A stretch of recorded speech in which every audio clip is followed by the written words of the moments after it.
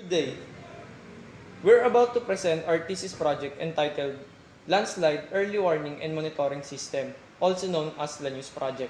That will provide an efficient means to give an early warning to the people in the area that is prone. This device is composed of a ESP8266 microcontroller, a soil moisture sensor, a 3-axis accelerometer with gyroscope, a rain gauge,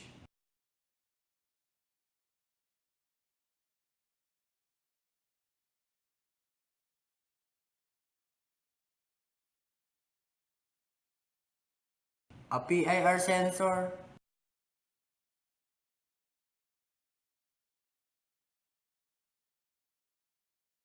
a cage, IP camera,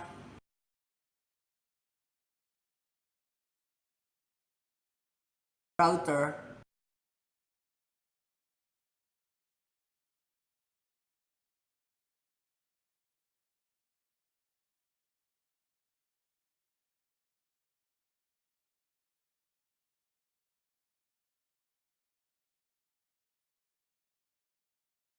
and a solar panel with rechargeable battery.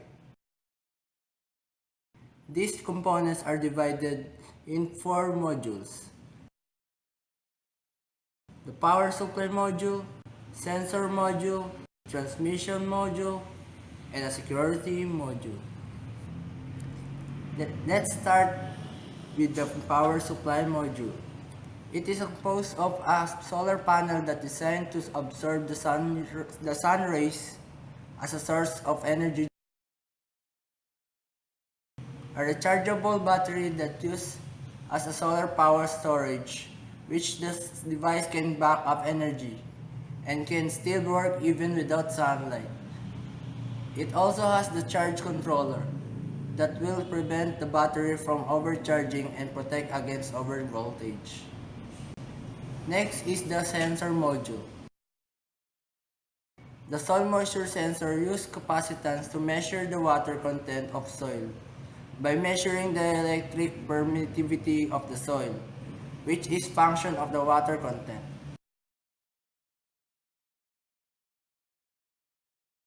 An accelerometer is a compact device designed to measure non-gravitational acceleration.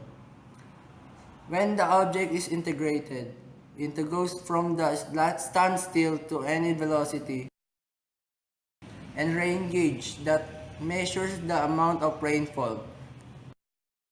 And next, the transmission module using the ESP8266 Wi-Fi module and a router. All data gathered from the sensor are being sent real-time to the data center. And lastly is the security module, composed of a PIR sensor, IP camera, a cage to secure the LANEWS tower from any intruder that can damage it. First is the soil moisture sensor. As you can see, the normal state of the sensor is 515 and above. That has a color green status and indicates as a safe. If the soil is wet, the sensor will respond and the value will become lower. Color orange status indicates as warning alert. The officer must observe carefully with the matter. And if it reaches the color red status, which is 450 and below, this indicates that it may cause a landslide. From then parameter of the LANEWS tower, and the system will trigger a buzzer that can be heard by the officer. We must give an alert to the people near the prone area immediately. The tri-axial accelerometer.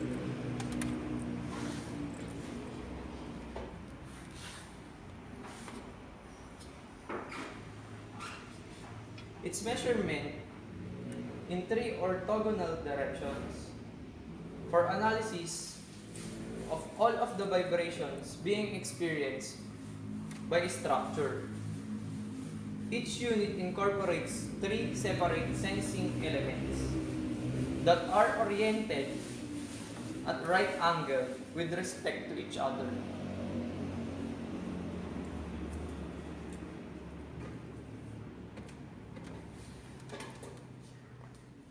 So, as you can see, in our monitoring system, these are the three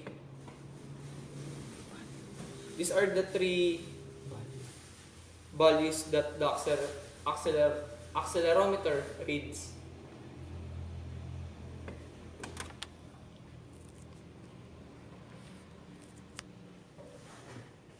So now, let's try to shake the probe and see what happens to the value of the accelerometer.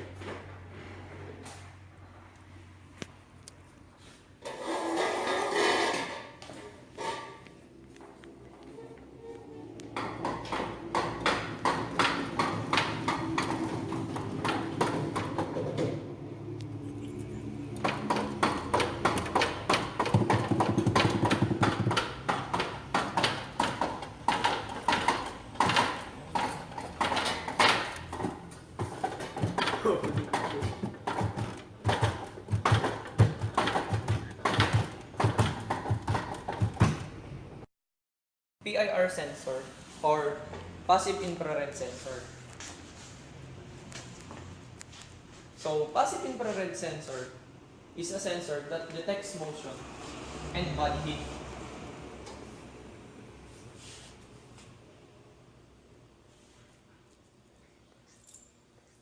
So, let's move on to our monitoring system. As you can see, if the PIR detects body heat in motion, it will alert the system administrator.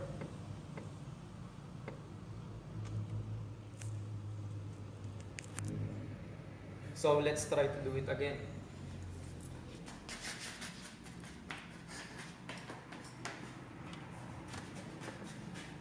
And last is the tipping bucket train gauge. For every tip it collects, it counts as 0.057 mm per hour. If the millimeter range 7.5 and below, it stayed as light moderate. If it reached 7.5 to 30 mm per hour, it is stayed as heavy rainfall may occur and possible evacuation is planned. And last, if it reached above 30 mm per hour, it is stayed as torrential. It means forced evacuation must be given.